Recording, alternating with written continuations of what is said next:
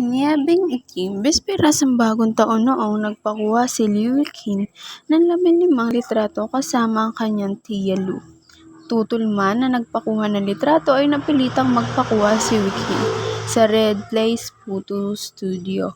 Gagamitin niya ang larawang iyon upang kumuha ng lisensya para sa kariton at pagtitinda ng prutas. Naaprubahan ang pagkuha niya ng kariton ngunit sa pagtitinda ng prutas ay hindi. Puno na kasi ang kota.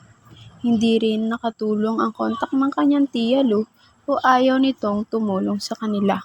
Ang tanging lisensyang naroon ay para sa tindahan ng damit, sombrero at sapatos.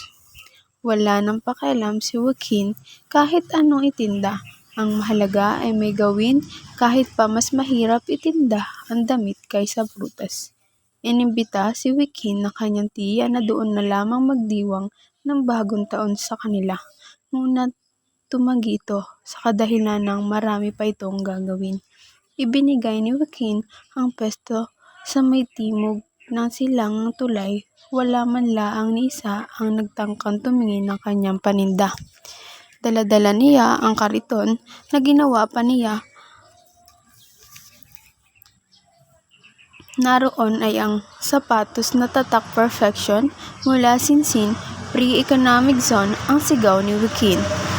Mga blusang batuing, "Hali kayo rito!" muling sigaw ni Joaquin, ngunit wala pa rin siyang nabenta. Sa sumunod na araw ay nakabenta siya ng muffler. At sa ikatlong araw naman ay wala siyang benta.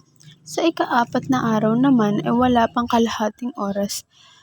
Simula nang magbukas ang kanyang tindahan ay nakabenta siya ng damit na pang-army sa 4 na karpentero.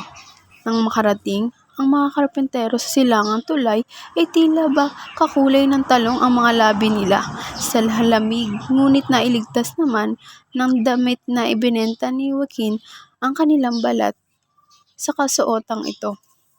Bago magtinda ay matamlay na hinarap ni Joaquin ang negosyo.